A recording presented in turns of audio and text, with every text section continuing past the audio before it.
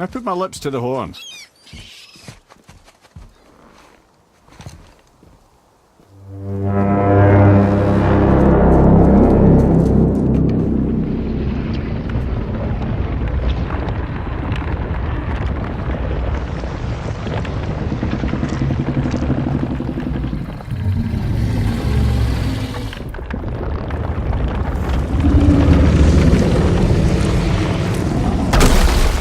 Why is he doing that?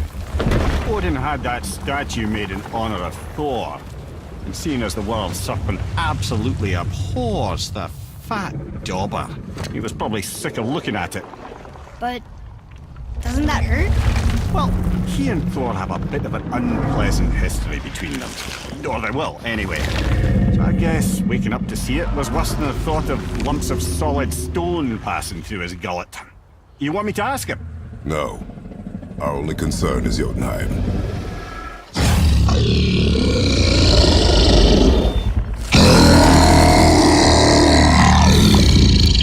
All right, wish me luck. Ooh, ha, ha, ha.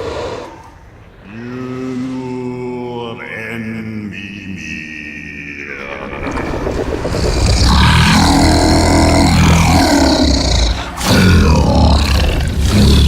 I've still got it, lads. He remembers me. Why, you... Oh, no, that's not right. Makuna huntun kun.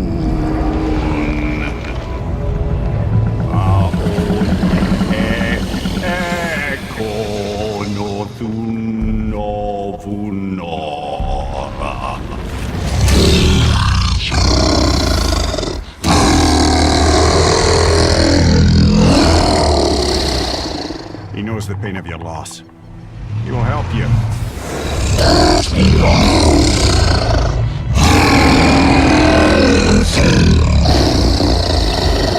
Ethniun Fogur. Curious. What is it? Oh, nothing to be concerned about. What is he doing? Making sure we're headed in the right direction. Listen closely now. We need two things to get us into the land of the giants. First, we need to learn the travel rune that opens realm travel to Jotunheim.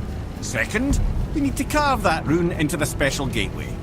That one on the peak where we first met you? Correct. Except that giants, in their infinite wisdom, saw to it that no ordinary chisel would do the job. Only the tip of a magical chisel opens that gate. Luckily, I know where it is, and it's not far. He looked kind of mad for a moment there. Now that, he thought I said you were friends of Odin. You'll forgive me. Never spoken the ancient tongue sober.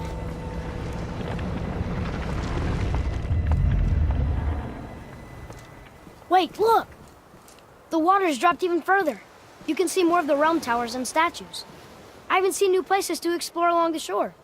Where is this chisel? Find me a boat, and we'll go from there.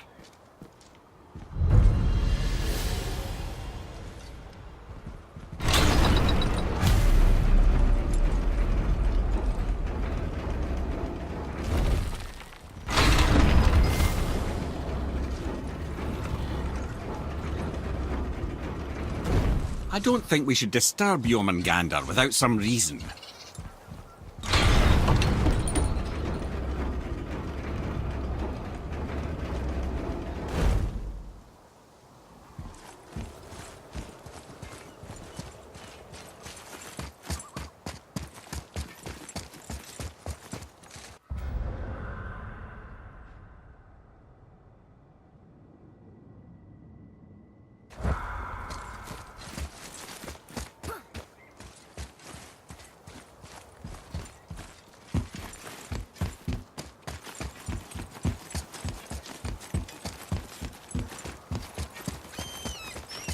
So when we get to the boat, we can either look for that special chisel now, or go exploring for a little while.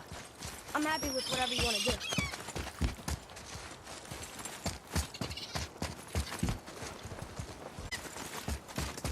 What's hiding behind there? No earthly key nor physical force can get past the magic of that lock. Don't even look at it.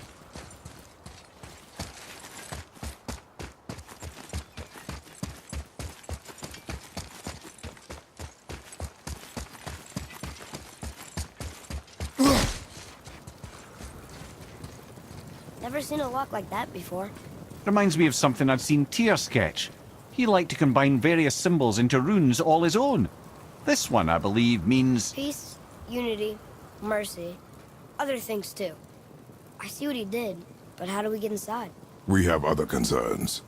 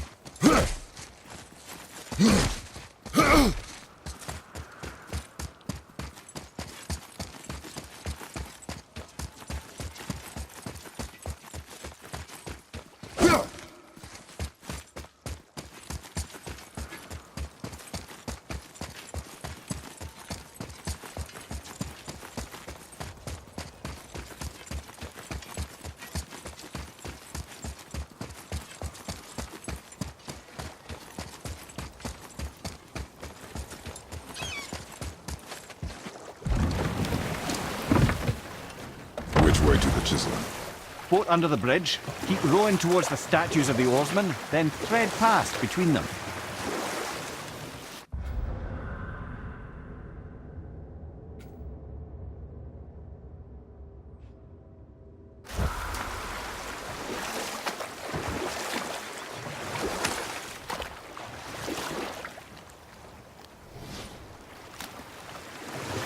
Mimir, you never did tell me why Freya spit in your face. Well, she blames me in large measure for her present circumstances, and not totally without reason. It all goes back to the long war between the Aesir and Vanir. Prior to that, wars for the Aesir were easily won, but the Vanir had proved their equal and exacted devastating damage. Both sides suffered tremendous losses, and for many of us, quite frankly, war was simply no fun anymore, but a rather senseless waste of precious life. Wouldn't you agree, brother? Precisely. Enough was enough. And at last, Odin's most brilliant advisor became determined to find a more enlightened path. He set about to broker a peace between the gods. It took some convincing, but ultimately Odin was persuaded to marry his deadliest enemy, a certain Vanir goddess, legendary not only for her fertile beauty, but her genius at the very Vanir magic that Odin had long aspired to master. Freya married Odin? What was in it for her? It was a sacrifice to protect her people, a selfless act of love. Truly, she deserves better than she got. But of course, there's more to that story.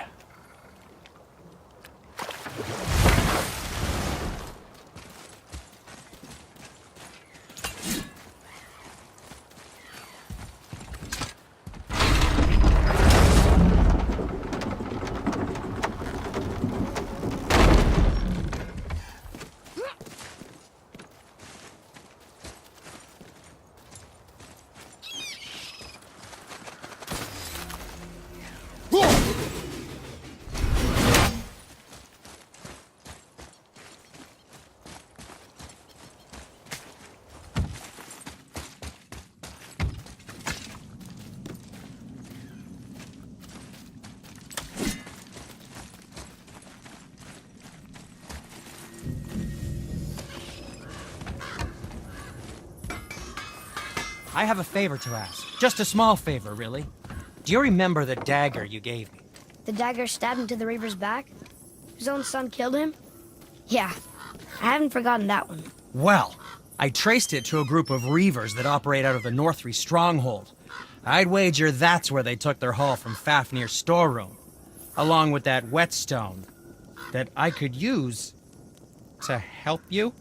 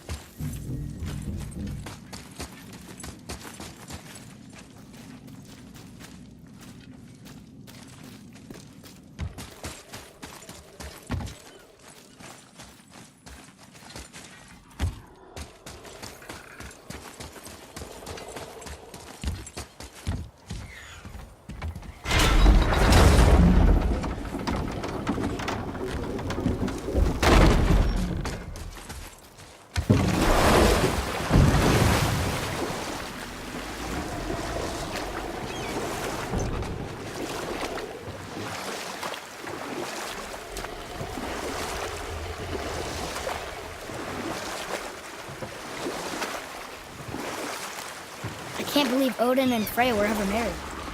Love and hate are more closely intertwined than you might imagine. For instance, Odin hates the giants and they him. But Thor's own mother was the giantess Fjorgun, one of Odin's great loves. So Thor's half god and half giant? Weird. Once Fjorgun was gone, lonely ages passed for Odin. And as war with the Vanir raged, I could see what he really wanted beneath his bluster. And after no small amount of convincing, Freya agreed. For a while there, he really turned on the charm. He seemed happy. He seemed interested in making her happy. He granted her so many wishes I can scarcely recall them all. The peace held, and I truly believed all had worked out better than I could have planned. But Odin's true face showed itself again in the end. Oh, he won Freya's trust, and she taught him some of her Vanir magic, another choice he would live to bitterly regret. Sadly, despite his wise counsellors' best efforts to persuade him that peace was the only true path to stave off Ragnarok, Odin never let go of his obsession with Jotunheim. The taste of Vanir magic led him to new forms of experimentation and new levels of depravity.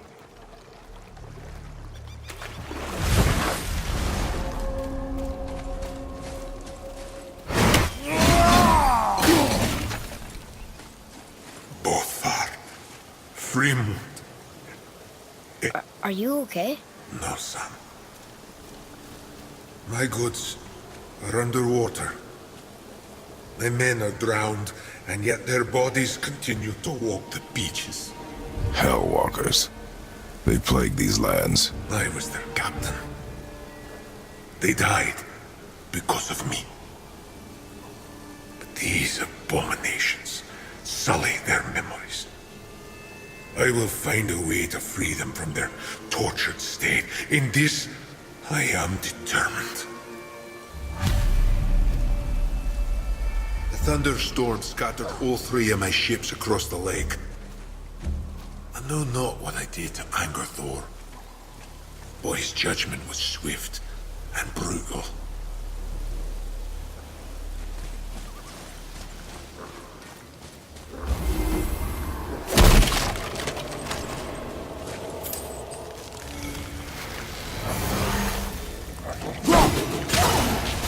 Guess we're doing this!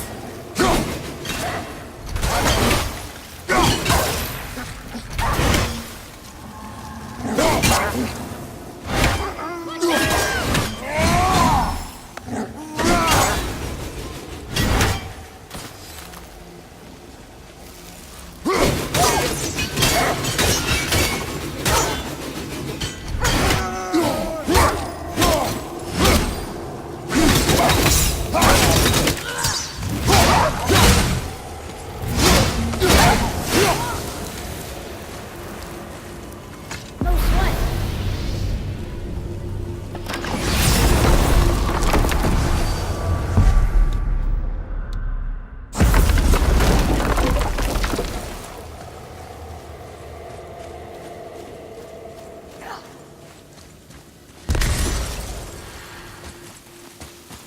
Here.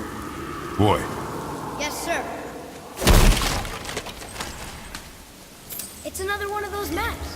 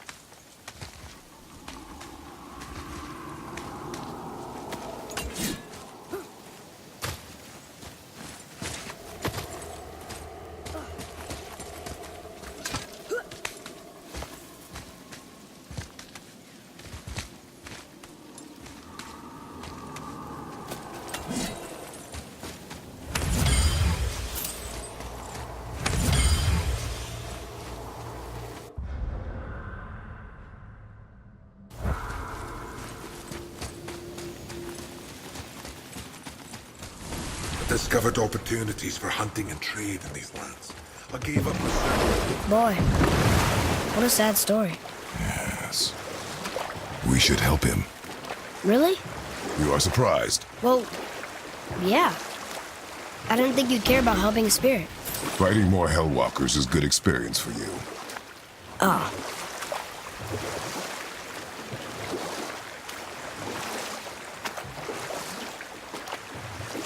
Should we dock on this beach?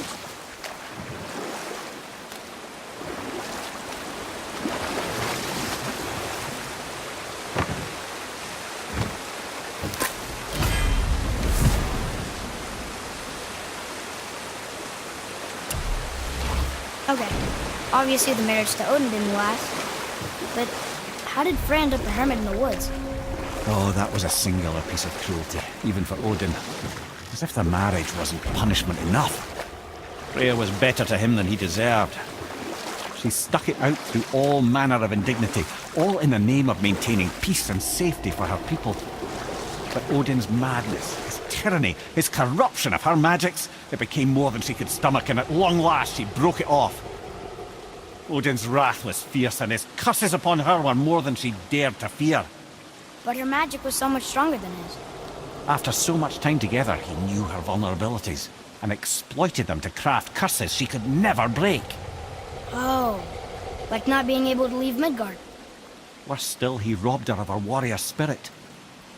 Freya cannot fight, even to defend herself. No living thing may she harm by blade nor spell. In a world this belligerent, what choice does she have but isolation? Poor Freya. I guess if I was her, I'd spit in your face too. Aye, lad. So would I.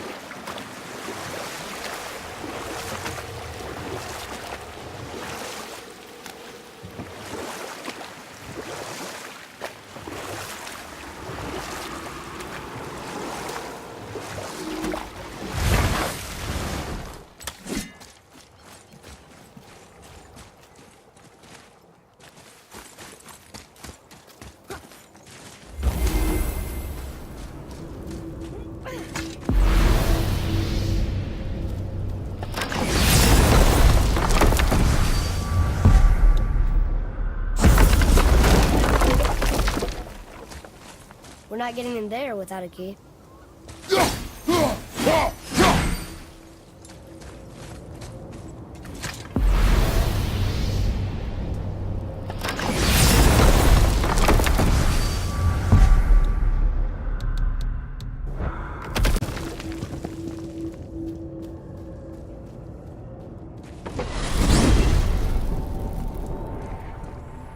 Well, you gentlemen certainly know how to get around. So what do you think, Mimir? What does Baldur want with us? Well, let's look at what we know. Baldur is Odin's finest tracker, bar none. If he wants you, you have to consider the possibility that Odin wants you. And as for what Odin wants, on this I have some expertise. What could we have that Odin doesn't? He's like the king of gods. Of the Aesir, aye.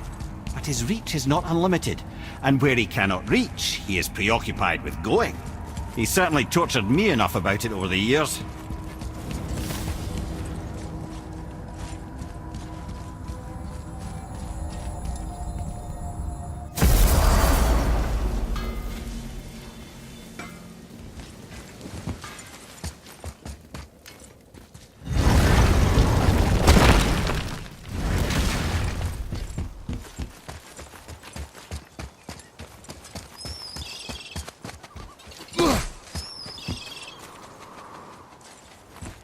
Atreus, to me!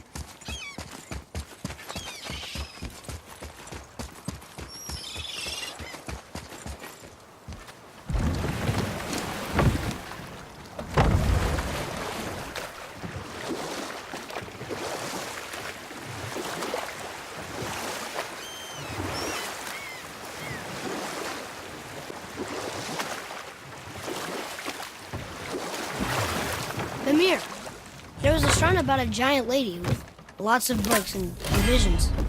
Ah, that would be Groa, the Knowledge Keeper. She was a gifted sorceress who gathered every tome of arcane wisdom she could find in the realms. all in the hopes of augmenting her powers of prophecy that she might find her lost husband, Arvandil. But it was not her husband she would glimpse in her visions, for it was Groa, seeing longer and farther than any before or since, who witnessed Ragnarok, the end and the beginning. When Odin caught word of her ultimate prophecy, he maneuvered to obtain her knowledge and hoard it for himself. Groa knew Odin as a long-time patron of her services, and so she welcomed him into her library as a friend. What she did not know is that Odin himself was behind her husband's disappearance, having used his enchantments to conceal his death at Thor's hands from her sight. Smiling, jealous Odin took her by the throat, and with his very hands he stole her library and her life for his own. I always knew Odin was bad, but that's just... Ruthless, barbaric, heartless? That's Odin. In fact, we would do well to sit here in silence for the next few moments and reflect on Odin's capacity for cruelty. And so... Reflect longer.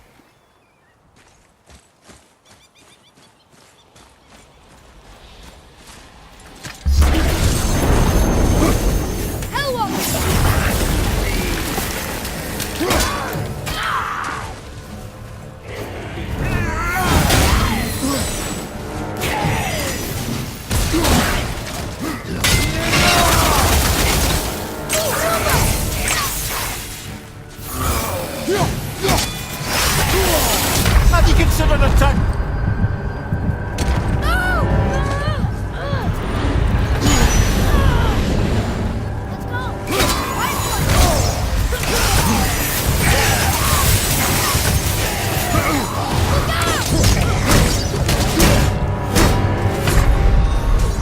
Come on, get up, brother!